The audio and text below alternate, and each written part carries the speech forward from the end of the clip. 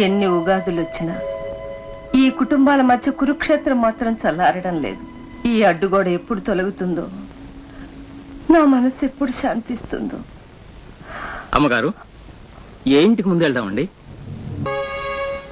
రా అత్తయ్య, ఏమిటి చాలా బరువులు తెస్తున్నట్టున్నావు? అవును, ఈ వయసులో బరువంతా భగవంతుడి మీద వేసి ఈదుకొస్తున్నాను.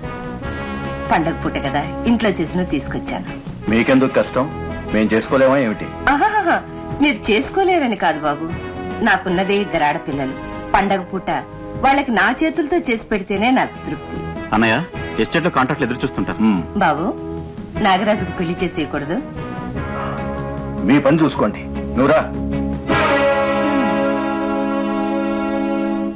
రామ్మా కోడలి పిల్ల, ఇదిగో నీకు చీర తీసుకో. నీ పెళ్లికి ఈ చీరే కట్టుకోవాలి. నీకు మంచి మొగుడు రావాలని దేవుడికి దండం పెట్టను.